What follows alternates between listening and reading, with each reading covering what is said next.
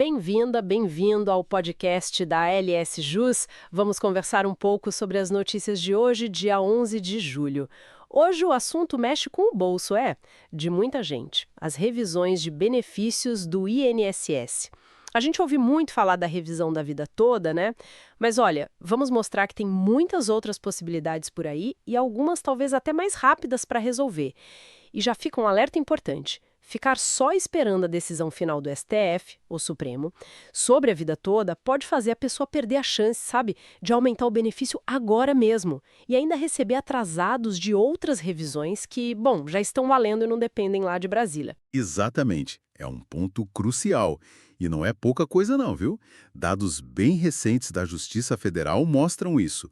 Só nos últimos meses, para ter uma ideia, mais de 199 mil pessoas receberam, juntas, mais de 2 bilhões de reais. Isso em RPVs, as requisições de pequeno valor. E o detalhe mais importante, a grande maioria desses pagamentos veio de ações de revisão que não tem nada a ver com a revisão da vida toda. Não dependem do STF. Isso só prova, né, que ir atrás individualmente, buscar a correção, está funcionando sim. Nossa, 2 bilhões é muito dinheiro mesmo. E quem são essas pessoas? Quer dizer, que tipo de erro o INSS comete para gerar esses pagamentos todos? Ah, são vários tipos de erros, diversas situações. Mas antes da gente entrar nesses exemplos, vamos só contextualizar rapidinho a famosa revisão da vida toda, para entender por que ela chama tanta atenção. Basicamente, o que ela faz é permitir que as contribuições feitas lá atrás, antes de julho de 1994, possam ser usadas no cálculo da aposentadoria. Isso ajuda muito quem ganhava mais naquela época, sabe? Porque a regra que o INSS usou depois, a partir de 99, geralmente desconsiderava esses valores antigos para a maioria dos benefícios. Ah, entendi. Então, quem contribuiu bem antes de 94 pode ter tido benefício calculado para baixo, é isso? Isso, exatamente.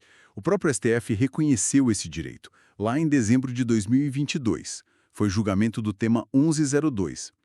Eles disseram que o segurado tem o direito de escolher a regra que for melhor para ele. Só que, bom, a coisa complicou um pouco. Usaram uma ação direta de inconstitucionalidade bem antiga, a ADI 2111, que também discutia a lei de 99, sabe? E criaram meio que uma névoa de insegurança jurídica. O argumento foi que essa ADI poderia trazer dúvidas sobre pontos da lei que sustentam o cálculo da vida toda. Mesmo que ela não tratasse diretamente disso, da exclusão das contribuições antigas. E isso acabou travando a aplicação prática da decisão do tema 1102. Nossa, que confusão jurídica mesmo. E agora, quem está buscando a vida toda, quais são os caminhos? Fica parado esperando? Basicamente, tem dois caminhos. Um é o judicial, que ainda está nessa espera pela definição final do STF, e esse caminho pode sofrer a tal da modulação de efeitos. Quer dizer, o STF pode restringir quem vai ter direito ou a partir de quando vai valer. Entendi. Limitar o alcance. Exato. E tem outro caminho, o legislativo. Tem projetos de lei rodando, como o PL 1460 de 2023, do senador Paim. E até ideias legislativas lá no Senado que precisam de 20 mil apoios para serem discutidas. Mas, né, vamos combinar, o Congresso não costuma ser muito rápido nessas coisas. Pois é. Ou seja, a vida toda ainda parece uma aposta de médio, talvez longo prazo. Mas e as outras revisões? Aquelas que estão gerando esses 2 bilhões em pagamentos que você mencionou. Aí que está a grande oportunidade do momento. Existem várias outras revisões que atacam erros mais diretos do INSS. E o melhor, não dependem do STF. A gente pode pensar em algumas categorias, para facilitar. Tem as chamadas revisões de fato, corrigem erros de cálculo mesmo ou períodos de trabalho que o INSS simplesmente ignorou, deixou de fora. Uma importantíssima é a revisão do CNIS. O CNIS é o Cadastro Nacional de Informações Sociais. Se os dados da pessoa lá estiverem errados, com certeza o benefício vai sair errado. Não tem jeito. O Kines, aquele extrato que a gente pega no meu INSS. Esse mesmo. Fundamental conferir ele. Aí tem também a revisão do tempo especial, para quem trabalhou exposto a condições ruins, né? Insalubridade, periculosidade, tipo ruído, calor, produtos químicos. Esse tempo conta mais para aposentar. Tem revisões mais antigas, tipo a do buraco negro, para quem se aposentou ali entre outubro de 88 e abril de 91. E uma que está bem em alta agora é a revisão de atividades concomitantes. Atividades concomitantes. Isso é para quem trabalhou em 2 lugares ao mesmo tempo? É isso? Exatamente. Ou quem teve um emprego com carteira assinada e, ao mesmo tempo, contribuía como autônomo, por exemplo. O problema é que até 2019, o INSS fazia um cálculo meio esquisito, que na prática diminuía o valor do benefício nessas situações.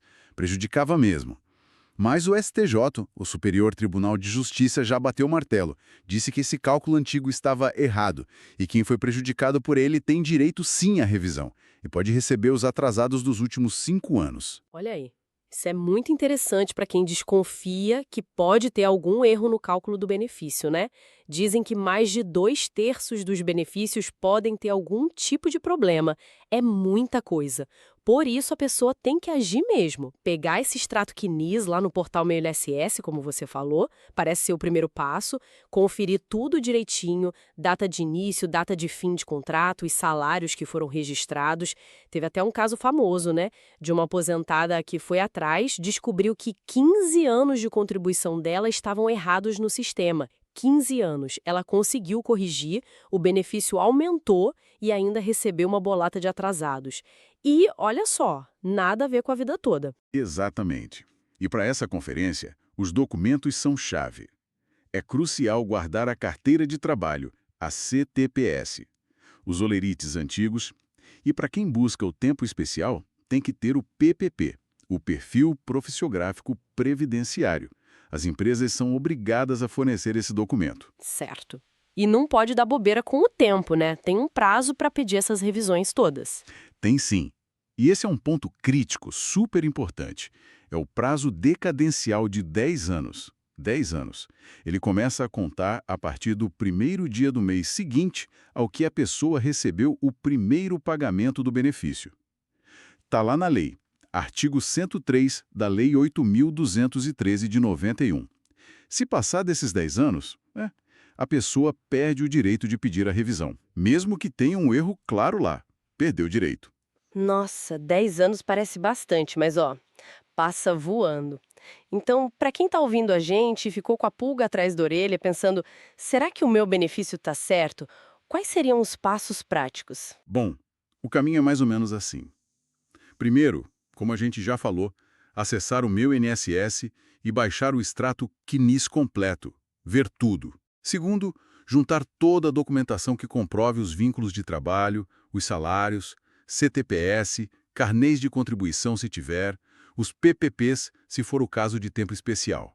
Tudo que puder comprovar. E terceiro, um passo muito importante, procurar um advogado especialista em direito previdenciário. É fundamental. Porque só uma análise técnica, bem detalhada e individualizada, vai poder dizer se existe mesmo direito a alguma revisão e qual seria o melhor caminho a seguir. Cada caso é um caso, não tem fórmula mágica. Então, o que tudo isso significa no fim das contas? Que sim, a revisão da vida toda é importante, a gente sabe, mas não dá para ficar só de braços cruzados esperando por ela. Tem milhares de pessoas que já estão conseguindo corrigir erros e recebendo valores atrasados de outras revisões. Todo mês isso acontece. Parece que agir individualmente, sabe? Com base nos próprios documentos, na própria história de trabalho, é a estratégia mais concreta hoje em dia. Recapitulando então rapidinho, a vida toda é uma possibilidade real, mas está lá, esperando a STF. Só que o universo das revisões do INSS é bem maior. Existem erros comuns, revisões específicas como essa das atividades concomitantes ou simples correções de dados no QNIS. Tudo isso pode aumentar o benefício agora e gerar pagamento de atrasados, sem depender do Supremo.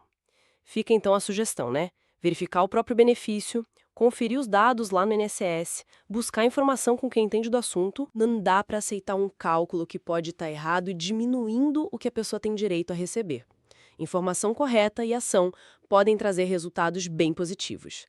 Bom, é isso por hoje. Obrigada pela sua companhia e fique ligado, fique ligada nos próximos conteúdos aqui da LS Jus.